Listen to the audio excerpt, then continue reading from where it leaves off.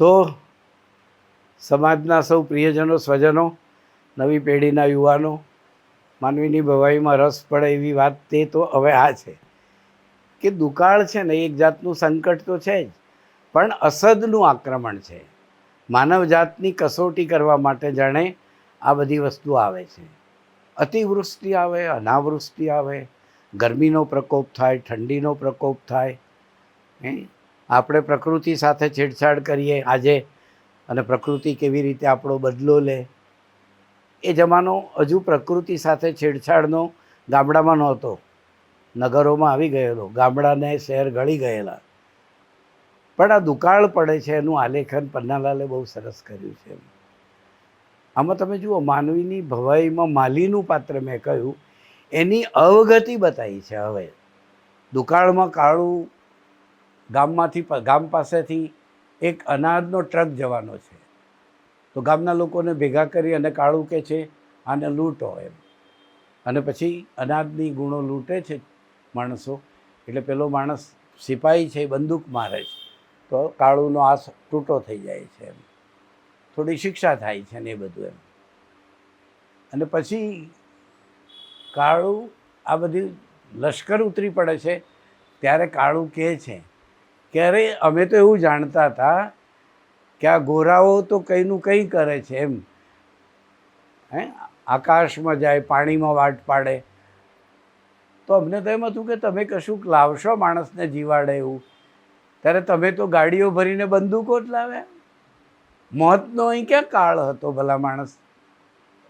એટલે એને કહેવું છે કે તમે તો બ્રિટિશરો છો, તમે તો આખી દુનિયા પર રાજ કરતા હતા એ વખતે, તો તમે દુનિયા પર રાજ કરો છો, તો ભલા માણસો જીવડાવવાની વસ્તુ તો લાવતા. મરણ તો અહીં રસ્તામાં પડ્યું છે, ત્યાં ગાડીઓમાંથી બંદૂકો ઉતારી. આ વાત મોટી છે સાહેબ. પન્નાલાલ કેમ મોટા લેખક છે? તો જીવનના સત્યો, વિશ્વના લેખકોએ જે સત્યો કહ્યા એ સત્ય પન્નાલાલ કહે છે. કે મોટું કોણ છે? તો કે જીવાડે એ મોટું છે. મહાત્મા ગાંધી તો પછી આવ્યા એમ. અને પન્નાલાલ જે વખતે લખે છે અને કામ કરે છે એ વખતે ગાંધીજી છે, પણ પન્નાલાલ ઉપર ગાંધીજીનો એવો પ્રભાવ ક્યાંય નથી. એ જુદો મુદ્દો છે આખો, આપણે એમાં નહીં જઈએ. પણ આ પન્નાલાલ એમ. પછી બીજી એક વાત કહી એમણે કે ભાઈ અનાજની લાઈનો બધી વેચે છે લોકો, ગામ ખાલી ડેગડિયું ખાલી કરાવે છે બાજુના ગામમાં, મેઘરજ ત્યારનું ગણાય, તો એ લઈ જાય છે ને ત્યાં બધા રહે છે. પણ એના પહેલાંનો એક પ્રસંગ કહું તમને કે દુકાળે માણસની શું સ્થિતિ કરી. તો ધાડ આવે છે અને ધાડ જીવતા ઢોરને હાકી જાય અને પછી એને માર્યા વગર સીધા જ બચકા ભરીને ખાય. એનું આલેખન છે. ભૂખી ભૂતાવળ એ છે. અને એક છે બીજું, ખાંડણિયામાં માથારામ એમ. એટલે કે હવે આટલી કસોટી છે, ખાંડણિયામાં માથું મૂક્યું છે તો હવે સાંભેલું લે, જલ્દી કર એમ, મારી નાખ ને ભાઈ, હવે શું કામ જીવડાવે છે તડપાવીને. આ જે ભાવ પન્નાલાલે માનવીની ભવાઈના ઉત્તરાર્ધમાં છેલ્લા દુકાળના વર્ણનમાં મૂક્યો છે. એમાં એક વખતે કાળુ રાજુના ત્યાં ગયેલો છે પૂછવા કે એમના ઘેર અનાજ પાણી છે કે નહીં, મદદ કરવાની છે. ઘેર પાછો આવે છે, રસ્તામાં નજીક ગામ છે, તો રસ્તામાં કોઈએ કહ્યું કે આપણા ઢોરને પેલી ધાડ આવી હતી હાકી ગઈ છે. એટલે કાળુ સીધો દોડીને ટેકરી ચડી જાય છે અને ટેકરીની નીચે ખીણ પસાર થાય છે, બે ટેકરીઓ વચ્ચે. એમાં પેલા લોકો ઢોર લઈને જાય અને પથ્થરથી મારીને ઢોરને ખાય. એનું પન્નાલાલે આલેખન કર્યું છે. કોઈ આંતરડા ચૂસે છે, કોઈ ખોબે લોહી પીવે છે, કોઈ માંસના લોચા બગલમાં ભરે હાથમાં, એમની પાસે કપડાં નથી ભરવા માટે, વાસણ નથી, ઢોર ચીસો પાડે છે, બરાડે છે. એ વર્ણન જોઈને બચાવવા ગયેલો કાળુ, પોતાના ઢોરને બચાવવા ગયેલો કાળુ પોતાની તલવાર ફેંકે છે અને કહે છે કે લો તમારી માના ધણીઓ. આટલું કહીને તલવાર કેમ ફેંકે કે જલ્દી મારો, આ તલવારથી એને કાપો, બિચારાને તકલીફ થાય છે. એ જે ક્ષણ છે ને એ પરાકાષ્ઠાની ક્ષણ છે. જે શસ્ત્ર લઈને તમે બચાવવા ગયા છો એ દ્રશ્ય તમારાથી વેઠાતું નથી. એટલે તમે એ જ શસ્ત્ર વડે તમારી વસ્તુને ખતમ કરવા માટે થઈને વિવશ બની જાઓ. આ પરાકાષ્ઠા છે. પન્નાલાલને જો નોબેલ પારિતોષિક માનવીની ભવાઈનો જો અંગ્રેજીમાં અનુવાદ થયો હોત તો નોબેલ પારિતોષિક મળે એવી આ કૃતિ છે. નોબેલ ઘણી કૃતિઓ વાંચી છે કે નોબેલ મળ્યું હોય નબળી કૃતિ હોય. પલબકની કૃતિ છે ધ ગુડ અર્થ, એમાં દુકાળનું આલેખન છે. આટલું સટીક નથી. હું તો અમેરિકામાં પલબકના ઘરે પણ ગયો છું, એમનું જૂનું ઘર સાચવ્યું છે બધું. માંડલી પણ ગયો છું, પન્નાલાલના ઘેર બહુ વખત ગયો. મોડાસા એસવાયમાં ભણતો ત્યારે પન્નાલાલ, પેટલીકર, પિતાંબર ત્રણેયને ધીરુભાઈએ બોલાવેલા ત્યારે મેં પન્નાલાલને સાંભળ્યા છે. અમદાવાદમાં પન્નાલાલના ઘેર જઈને મળ્યો છું. તો એક જુદો લેખક છે આ એમ. પછી એ બીજી વાત કરે છે આમાં. પછી કાળુ પાછો વળે છે, પોતાના ઢોર નથી જોવાતા કપાતા એટલે પાછો વળે છે. તો એક સૂકું ઝાડ છે, એના ઠૂઠાના પાછળ કોઈ એક બાઈ કશુંક ખાઈ રહી છે. હવે તમે જુઓ, એ ખાઈ રહી છે એ બાળક છે, પણ પન્નાલાલ એવું લખતા નથી. ના ના, કાળુ પોતાને કહે છે ના ના રે ના ભાઈ, એ તો ખાય છે. અરે એ તો ડાકણ છે, સ્ત્રી નથી ડાકણ છે. અરે ખાય છે એ તો સસલું છે, સસલું. આ વાક્યો છે. એને ખબર છે કે પોતાનું બાળક ખાય છે. તો આ જે પન્નાલાલની તાકાત કે માં બાળકને ખાય એવો છપ્પનિયો દુકાળ. ને પછીનું વાક્ય તો હું આમ બોલી ન શકું, રડી જવાય એવું એ વાક્ય છે. એ કહે છે કે ભગવાનને ગાળ દે છે, કાળના પાડનારા ભગવાન તારું નખો જ જજો, તે મનેખની આ દશા કરી. તો માણસની આ દશા ઈશ્વરે કરી તે વાત બહુ સરસ રીતે પન્નાલાલે મૂકી. એ એની પરાકાષ્ઠા છે. આ થઈ ભૂખની વાત. પણ હજુ નવલકથાની બીજી એક વસ્તુ સરસ આવે છે. ભૂખ માણસને શું કરાવે છે? જીવતા ઢોર કોઈ પણ મા બાળકને ખાય છે. એ ભૂખનું તાંડવ છે આ દુનિયામાં. પછી બીજી વાત કે પછી બધા મેં કહ્યું એમ પેલી શેઠ અનાજ વેચે છે, ત્યાં બધા છે, બધા અનાજ લેવા લાઈનમાં ઊભા છે. કાળુ નથી ઊભો રહેતો લાઈનમાં. પેલો પોલીસવાળો કે છે ભાઈ ઠૂઠિયા કિધર જાતા હે.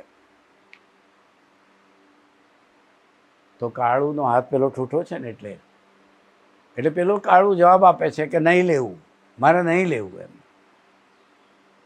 તો કે કઈ લાટ સાહેબ હો ગયા, ક્यों નહીં લેતા, લાટ સાહેબ હો ગયા. તો કાળુ ઊભો રહીને કહે છે કે લાટ સાહેબ હોત તો લે, પણ ખેડૂતનો દીકરો છું એટલે નહીં લો. અને પછી પેલા શેઠ બોલાવે છે, સુંદરલાલ શેઠ છે, બોલાવે છે કે એ જુવાન શું થયું. એટલે સિપાહી આને લઈ જાય છે.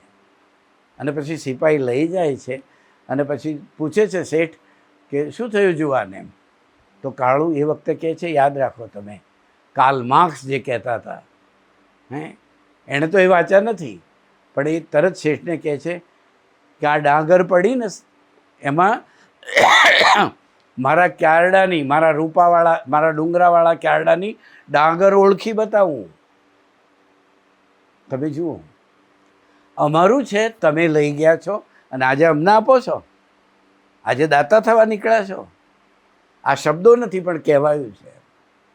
એટલે શેઠ બહુ પાક્કા માણસ છે, ઓળખી ગયા. એક જુવાનને કહે છે અરે જુવાન, તમારું છે ને તમને આપવાનું છે, અમારું કશું નથી, અમે તો સાચવીને તમને આપીએ છીએ. આ પન્નાલાલ બીજા પન્નાલાલ છે. અને પછી પેલા શેઠ કહે છે, એટલે કહે છે કે ખેડૂતનો દીકરો છું નહીં લઉં. તો શેઠ કહે છે કે કાલથી અહીં કચરો વાળી જજે બસ, અને એના બદલામાં લઈ જજે એમ. અને પછી શેઠ એને આગ્રહ કરે છે અને કાળુ ચપટી લઈ જાય છે અનાજામાં. પછી જે વાક્ય કહે છે જુઓ, રાજુ અને કાળુ ભેગા રહે છે, ભલી પણ છે, પણ ભલી તો કોઈ પુરુષો જોડે જતી રહી છે દેહ વેચવા, એને દીકરો થયો છે. અને પછી રાજુને કાળું કહે છે કે રાજુ, તું કહેતી હતી ને કે ભૂખ ભૂંડી છે, પણ ના, તું જો ભૂખથી બીજી વસ્તુ ભૂંડી છે. રાજુ જોઈ ગઈ કે કાળુનું ચિત્ત આજે ઠેકાણે નથી, એટલે તરત એ કહે છે કે બેસો છાના માના. એમ તો કે ના ના, જો ભૂખથી એ ભૂંડી છે ભીખ. એમ ભૂખ તો હાડચામાં ઓગાળી દે છે, પણ ભીખ તો આત્માને ઓગાળી દે છે. આ એની પરાકાષ્ઠા. ને પછી લોકો ગુજરી ગયા, ઘણા બધા થોડા બચે છે, અને કાળુ ને રાજુ બચી ગયા છે અને પાછા જવા નીકળે છે. રસ્તામાં કાળા વાદળો અંધારે છે અને વરસાદ શરૂ થાય છે. ઉજ્જડ આભલે અમી, એ વરસાદ સાથે માનવીની ભવાઈ પૂરી થાય છે. પછી બીજો ભાગ આવે છે, એમાં શું બને છે એ વળી ક્યારેક તમે વાંચજો બધા, તો તમને ખ્યાલ આવશે. આ કથા એવી છે કે તમને રડાવી દે. આપણી જ વાત છે બધી, આપણા સુખ દુઃખની વાત છે એમાં, પણ સંકલન બહુ સરસ. કઈ વાત ક્યારે કહેવી, ક્યારે ન કહેવી, કેટલી કહેવી, કેટલી ન કહેવી, કેવી ભાષામાં કહેવી, વચ્ચે ગીતો મૂકવા, વચ્ચે પ્રસંગો, ફૂલેકા, વરઘોડા, હોળી ધૂળેટીના તહેવારો, શીતળા સાતમ, દિવાળી, બધું પન્નાલાલે સરસ ગૂંથી લીધું છે.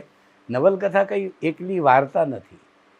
વાર્તા માનવીની ભવાઈની વાર્તા કહીએ તો અડધા કલાકમાં કહેવાઈ જાય, પણ નવલકથા છે એ નવલકથા તો તમે વાંચો તો 4 દિવસ લાગે, ફરી વાંચવી પડે. આખું જીવન એક આખો મલક પન્નાલાલ લઈ આવ્યા. એટલે માનવીની ભવાઈ ગુજરાતી નવલકથાની ઉત્તમ નવલકથા છે. ભારતીય નવલકથામાં પણ એનું સ્થાન છે.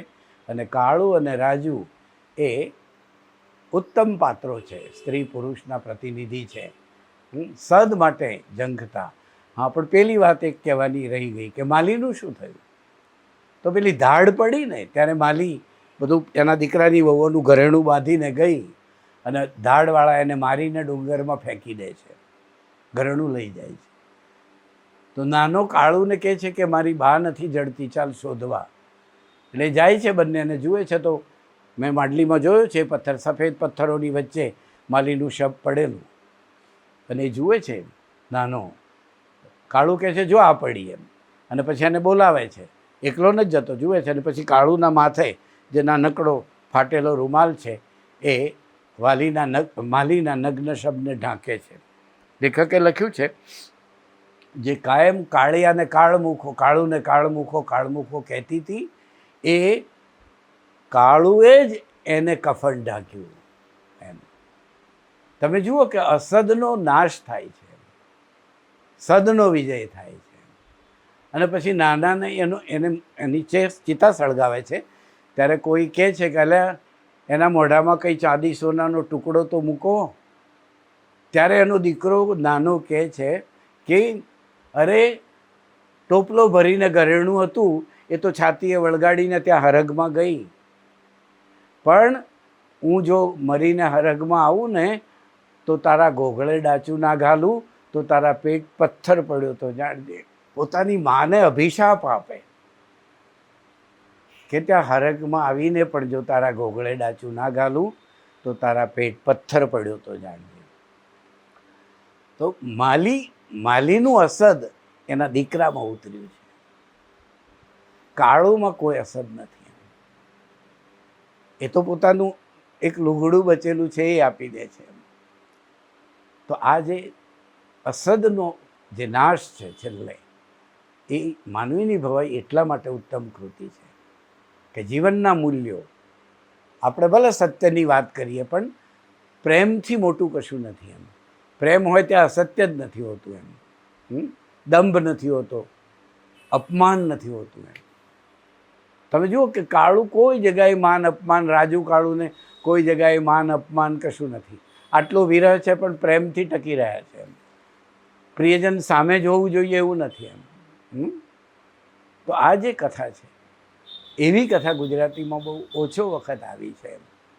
એટલે પન્નાલાલની માનવીની ભવાઈ આપણે સૌએ વાંચવી જોઈએ અને ગાંઠે બાંધવી જોઈએ. આપ સૌનો આભાર, ધન્યવાદ.